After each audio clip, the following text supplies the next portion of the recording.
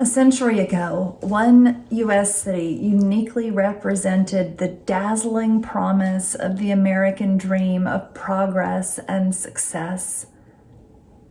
The city became the cradle of modern mass production, which offered mass employment, which assured mass affluence, which drove mass consumption.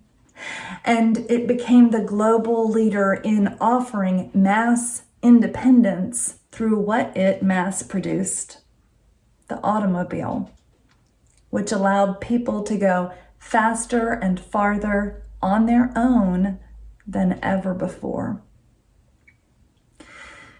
That city that so embodied the American dream was, of course, Detroit, Michigan.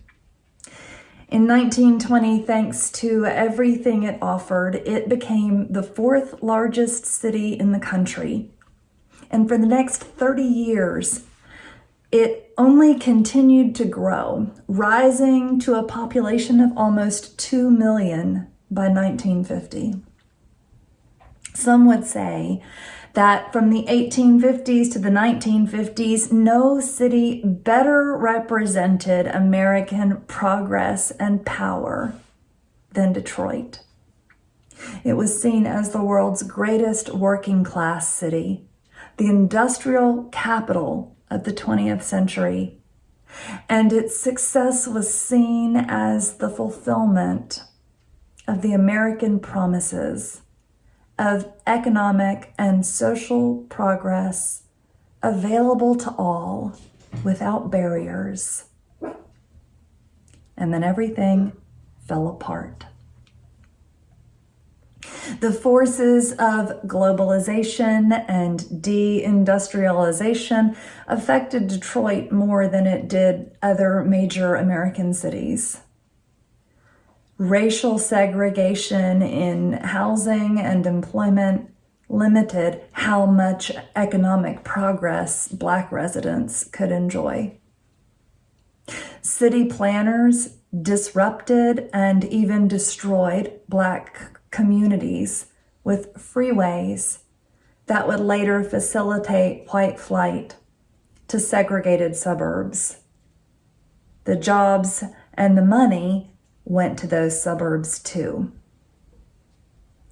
For some people, the American dream has nightmarish results.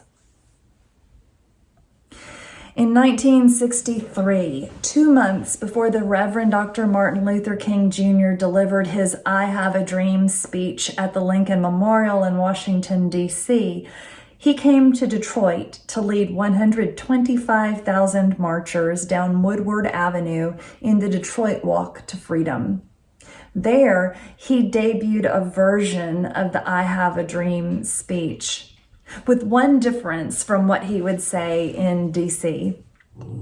In the Detroit speech, he spoke specifically of his dream that Blacks in Detroit would be able to buy a house or rent a house anywhere that their money will carry them, and they will be able to get a job. King's dream clashed with the whitewashed American dream. 4 years after his speech in Detroit, a police raid on an unlicensed after-hours bar in a Black neighborhood sparked one of the deadliest, most violent, most destructive riots in the history of America. It lasted 5 days and would change the city forever. It also revealed that our American dream really was never meant for everyone. Several years ago, French photographers Yves Marchand and Romain Meffre published a book entitled Ruins of Detroit, filled with photographs of buildings that were once filled with people, promise, and progress, but are now emptied, abandoned, and falling apart. Michigan Central train station, Lee Plaza, hotels, high schools, churches. There are more than 70,000 abandoned buildings in Detroit, markers of the city's long economic and social decline. The remains of all those buildings tell a story of abandonment, downturn, desolation, and disappointed dreams. The photographers say that these ruined modern buildings are splendid, decaying monuments, no less than the pyramids of Egypt, the Colosseum of Rome, or the Acropolis in Athens, remnants of the passing of a great empire. Essayist Jeff Dyer, in an article about his exploration of Detroit, argues that ruins actually point our thoughts less toward the past than toward the future, as if they are saying, this is what the future will end up like. This is what the future has always ended up looking like. Detroit resident Mark Benelli, in his book, Detroit City is the Place to Be, tells the story of running into a group of German college students touring the ruins of the Packard plant in Detroit. When he asked them why they came to see Detroit, one of the students exclaimed, "I came to see the end of the world." Ruins function in an almost prophetic way. They show us where we're headed if things don't change. The ruins of Detroit press us with questions about race, about social and economic inequality, about production and consumption, about individualism, about the promise of the American dream itself and who it's for. Of course, Detroit is not the only place where the American empire has been in a state of collapse. It's just one of the more evident places because its ruins are still standing and so openly displayed. Over the last 2 years, other forms of collapse and ruin have been revealed all around us. The breakdown of supply chains, the teetering of healthcare systems, the burnout of healthcare workers, the burnout of educators, nightmarish economic disaster for some, and gross profiteering by others. An astonishing lack of trust in science or experts, an appalling lack of commitment to the common good, a horrifying lack of concern for the most vulnerable, failures of leadership, wrecked relationships, the flourishing of hostility and suspicion, and the deaths, so many deaths. It didn't have to be this way. For many of us, our faith in our fellow humans has been rocked. Maybe our faith in God has taken a hit too. The ruin all around us presses us with questions about the future. What comes next? Is there a path towards a better future? Or will we just keep spiraling out, spiraling apart, spiraling down? What will we believe about each other? And what about the church? Who will we be? Who can we be?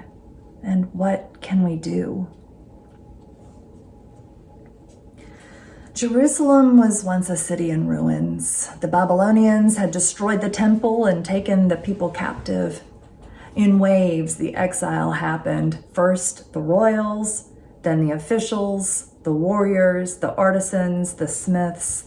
Anyone who could do anything for the empire was taken, and the poor were left behind to fend for themselves. Some 60 years later, when the king of Persia defeated Babylon, the Israelites were liberated, set free to return home. What they came back to was ruins, a fractured community, a tenuous leadership, a collapsed economy, a defenseless city.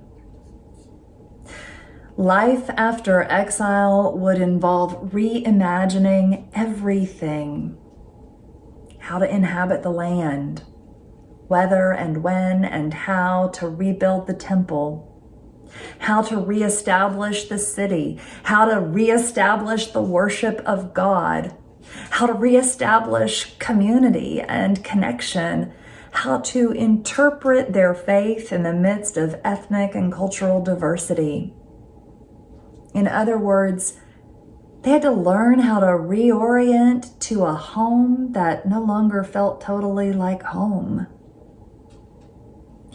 After dislocation and relocation, how does a community begin again? They had suffered long years of abuse and exploitation while God seemed silent.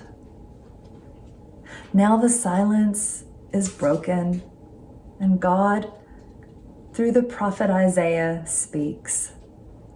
For Zion's sake, I will not keep silent, and for Jerusalem's sake, I will not rest. Isaiah 62 begins. Amidst the wreckage of their old homeland, they received this promise: the light of God's presence will shine like the dawn, like a burning torch in their midst. This is not the American dream kind of promise, one of individual economic progress and success. This is the promise of God's presence even when progress doesn't happen. This is the promise of God's solidarity even when success is elusive. As part of the promise, Israel will be given a new name.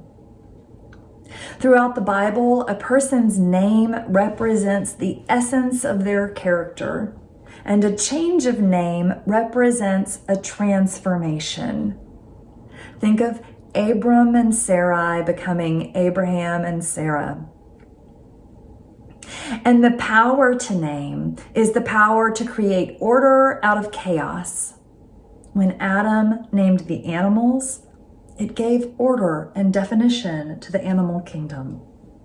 When God named the elements of creation, day, night, sky, earth, it gave order and boundaries to the entire created world. Now, Jerusalem is receiving a new name, a sign that they are being recreated and fundamentally transformed. It is God who is doing the renaming, and God who will actively participate in the recreation of Jerusalem. You shall be called by a new name, God says. You shall be a crown of beauty. You shall no more be termed forsaken, and your land shall no more be termed desolate, but you shall be called my delight, and your land married, for the Lord delights in you.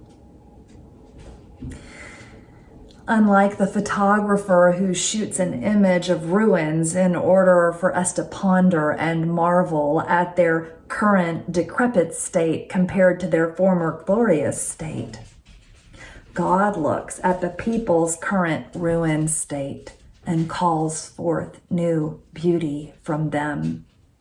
This is beauty as a kind of power that can result in the overturning of injustices. It is beauty that can create a kind of hope that moves things forward. God bestows this beauty on Israel by declaring it so. You shall be a crown of beauty, a royal jewel in my hand.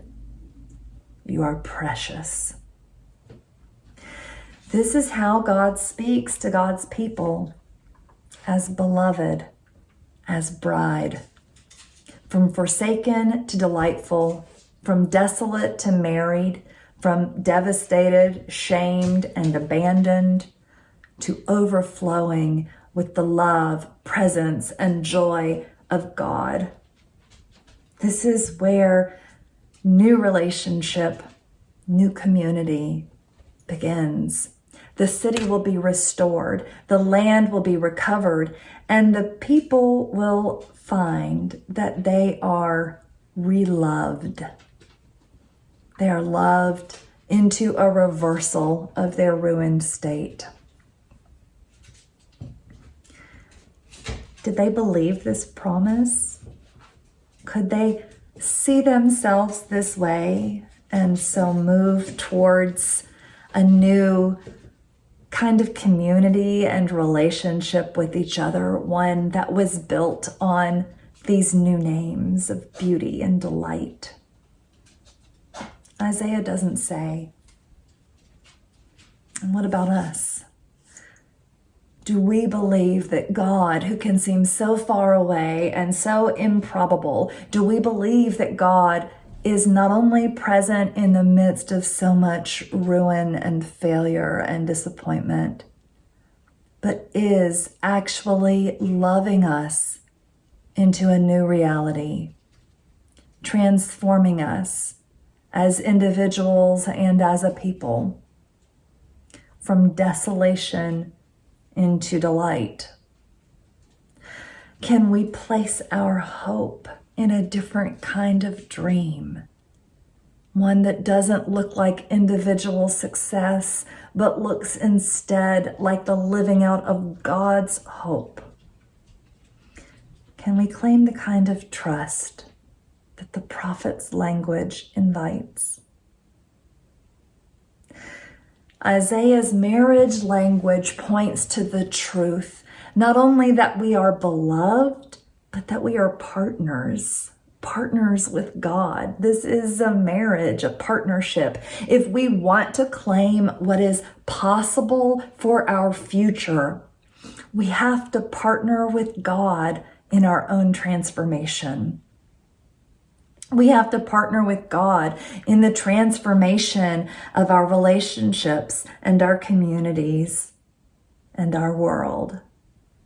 We have to look for the differences between God's dream and the American dream, and then move forward from the despair of our own dead dreams towards the hope of God's beautiful future for all.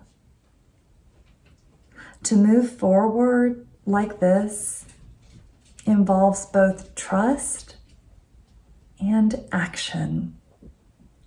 God will act, the prophet promises, but not alone, not without us. As with any marriage, two parties must be involved. We are called to be partners with God, and so the prophet urges the community, go through the gates, prepare the way for the people, build up the highway, clear it of stones, lift up a banner over the peoples.